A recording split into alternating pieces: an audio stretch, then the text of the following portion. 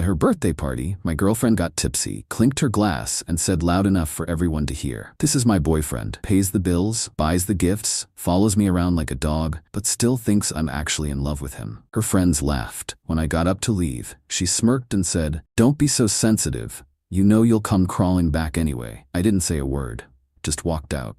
This morning, her mom showed up at my door, begging me to call her back. Throwaway for obvious reasons. Those who know me would recognize this story in a heartbeat. Some men learn about betrayal slowly. A text message here, lipstick on a collar there. The lucky ones never learn at all. Me? I got a public announcement with witnesses. Primetime television couldn't have scripted it better. I'm 38, been with Jennifer, 34, for 3 years. I'm a professional chef with my own restaurant that's finally turning a profit after years of 80-hour weeks and pouring every penny I had into it. Nothing fancy, just solid food in a neighborhood spot that now has regulars and weekend reservations booked a month out. I work hard, come home with burns on my arms and smelling like the kitchen, and sleep like the dead. Simple life, and I liked it that way. Jennifer is an architect at a prestigious firm, always dressed impeccably, perfect nails, the kind of woman who turns heads when she walks into a room. When we first met at my buddy's wedding, I couldn't believe she gave me the time of day. 3 dates in, I was hooked. 3 months in, she had a key to my place. Looking back, red flags were flapping like they were caught in a hurricane, but I was too blinded by what I thought was love to notice. We never officially moved in together. She kept her apartment while spending most nights at my house. She always said she needed her own space for when she had to work late or needed me time. I respected that, even though I was paying for both places. Her birthday was last Saturday. I'd spent weeks planning it. Booked the private room at Vincenzo's, her favorite Italian place, not mine. I could have hosted at my restaurant, but she always complained about mixing business with pleasure. I invited 20 of her closest friends, arranged for a custom cake with that fancy gold leaf shit she likes. Dropped $3,000 easy, but hey, that's what you do for someone you love, right? The dinner was going well. Good food, plenty of wine flowing, everyone laughing. Jennifer had been knocking back Aperol spritzes since we arrived. Not sloppy drunk, but definitely looser than usual. She was sitting at the head of the table, me to her right. Her work friends Megan and Taylor were there. A couple guys from her yoga class, her sister Qley, some college buddies.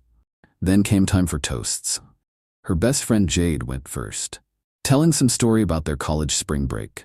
I went next, kept it simple. Told her I loved her and was looking forward to many more birthdays together. People clinked glasses, sipped their wine. That's when Jennifer stood up, glass in hand. I thought she was going to thank everyone for coming. Instead, she looked around the table with this little smirk, then put her hand on my shoulder. "This is my boyfriend, Reed," she announced, squeezing my shoulder a little too hard. "He pays the bills, buys the gifts, follows me around like a dog." She paused for effect, scanning the room, "and still thinks I'm actually in love with him." The table went quiet for about 2 seconds. Then her friends, her fucking friends, started laughing. Not everyone. Her sister looked mortified, but enough people laughed that it felt like the room was closing in on me. I must have had a look on my face because Jennifer rolled her eyes. "Oh my God, it's a joke," she said, but there was no warmth in it. I set my napkin on the table and stood up. Didn't say a word, just grabbed my jacket from the back of the chair. "Where are you going?" she asked, annoyed. Like I was ruining her night. "Home," I said quietly. Didn't want to cause a scene, just needed to get out of there before I said something I'd regret. That's when she hit me with it, loud enough for the entire table to hear. "Don't be so sensitive, you know you'll come crawling back anyway." She said it with such certainty, such dismissiveness, like it was established fact. Like I was some trained pet who'd always return no matter how badly I was treated.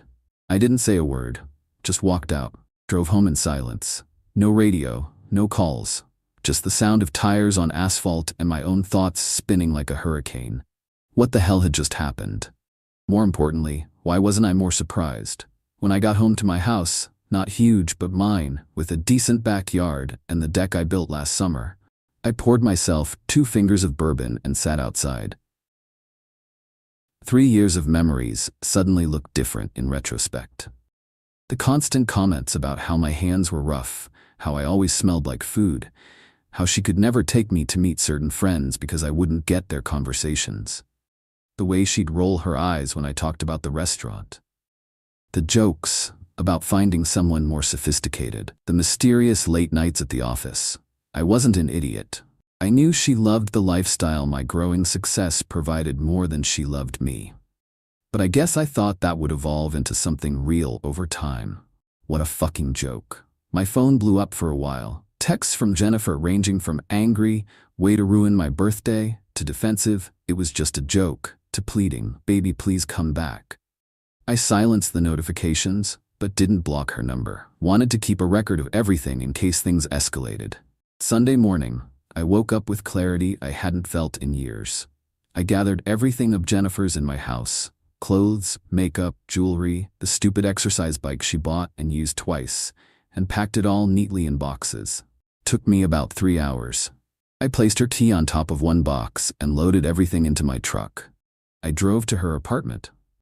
She'd given me a key when we started dating, and I still used it occasionally to drop things off or wait for her when she was running late. I let myself in and stacked all the boxes in her living room. Then I wrote a short note. Consider this me not crawling back. Your rent is paid through the end of the month. After that, you're on your own. Left my key on top of the note and walked out. By Sunday afternoon, my phone was blowing up again. Jennifer must have gone home and found the boxes.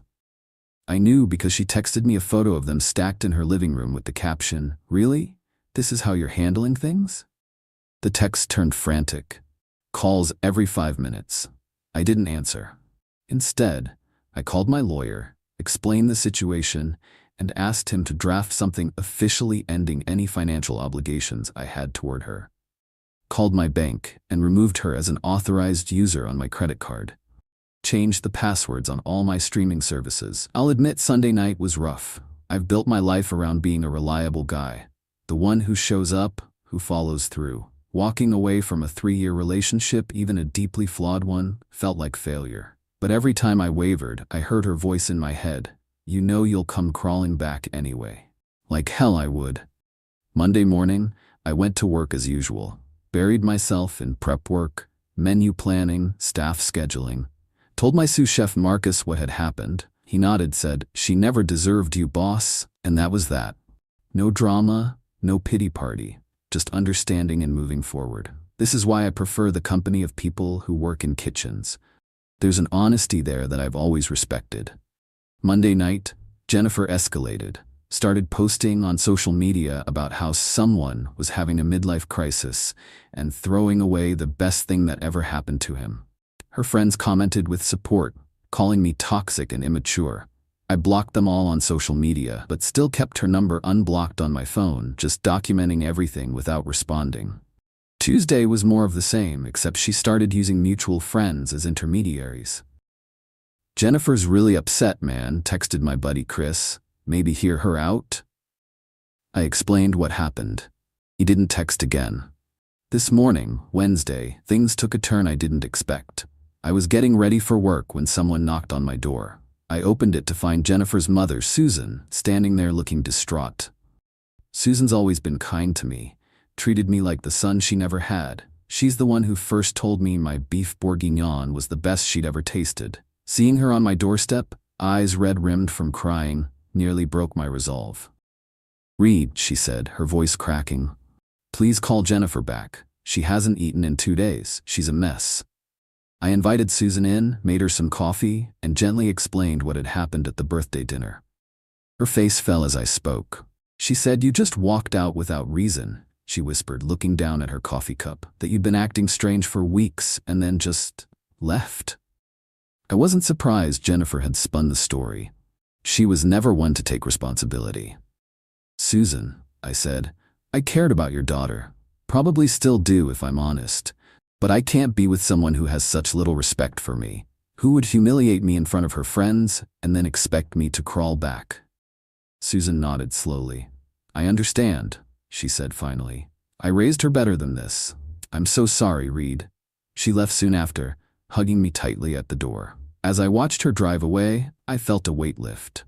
Even if Jennifer never acknowledges what she did, at least someone in her family knows the truth. It's now evening on Wednesday as I write this. Jennifer has been escalating all day. She's had her sister call my brother, her yoga instructor email my sous chef, and based on my home security camera installed after a break-in last year, she drove by my house twice. I haven't responded to anyone. The silence feels powerful in a way I never expected. Tonight, I've been sitting here thinking about dignity, about self-respect, about the difference between being reliable and being a doormat. For too long, I confused the two. Not anymore. To anyone who's been in my shoes, someone who gives and gives until there's nothing left, who accepts scraps of affection as if they're feasts, I hope you find the strength to walk away. It hurts like hell at first, but there's peace on the other side. Trust me on this. I don't know what tomorrow will bring. Maybe more flying monkeys sent by Jennifer, maybe the beginning of healing. Either way, one thing's certain, I won't be crawling back. Not today. Not ever. Update. 3 days later. Quick update since a lot of you asked. Yes, Jennifer is still trying to contact me. Her tactics have shifted from angry to remorseful. Yesterday she sent a handwritten letter delivered by courier. Who does that anymore? I read it. She claims she started therapy and realizes she has attachment issues stemming from childhood trauma. Maybe that's true, but it's not my problem to fix. Several people asked about financials. Yes, I've protected myself. My lawyer sent her an official letter outlining the end of any financial support. The apartment lease is in her name only, though I was voluntarily paying it as a gesture of support. The car is mine. She has her own. I've documented everything in case she tries to claim we were common law married or some shit. Her sister Qley actually reached out to apologize for Jennifer's behavior. Said she was mortified by what happened at the birthday dinner. Apparently, she's been telling Jennifer for years that she treats me poorly. Good to know someone in her circle has a conscience. Oh, and for those asking about revenge, living well is my only plan. Started hitting the gym again, reconnected with friends I'd neglected, even signed up for a specialized pastry course I've been putting off. Turns out having an extra $3,000 a month, what I was spending on Jennifer, opens up a lot of possibilities. We'll update again if anything significant happens. But honestly, I'm hoping this is the last chapter in this particular story. Final update, 2 weeks later. This is probably my last update on this situation, as things have mostly settled down and I'm ready to move forward. The biggest development, Susan, Jennifer's mom, invited me to lunch last weekend. I was hesitant, but agreed. She apologized again for her daughter's behavior, and then revealed something I hadn't known. Jennifer has a pattern of this. Her last 3 relationships ended similarly, with her taking advantage of successful men and then acting shocked when they eventually had enough. I love my daughter, Susan said, but she needs help I can't give her. Turns out Susan has been encouraging Jennifer to get therapy for years. The letter about starting therapy was just another manipulation tactic. Jennifer finally stopped trying to contact me after her mother's intervention. According to Susan, she's now telling people I was emotionally unavailable and she had to end things for her mental health. Classic rewriting of history. But I honestly don't care anymore. To the guy who commented that I should have called her out publicly at the dinner instead of walking away. Maybe you're right. But dignity isn't about creating drama. It's about knowing when to refuse to participate in it. I walked away because that's what felt right to me. I've been on 2 dates with a woman I met at my pastry class. Taking it extremely slow, but it's nice to talk to someone who actually asks questions about my day and seems interested in the answers. After years of one-sided conversations with Jennifer, it's refreshing. The best part of all this? I sleep better. No more walking on eggshells. No more checking my account balances with dread. No more pretending to be someone I'm not to please someone who was never pleased. Some of you called me a king for how I handled this. I don't know about that. I'm just a guy who finally decided his self-respect was non-negotiable. If that makes me royalty, then I guess I'll take the crown. Thanks again for all the support. It helped more than you know.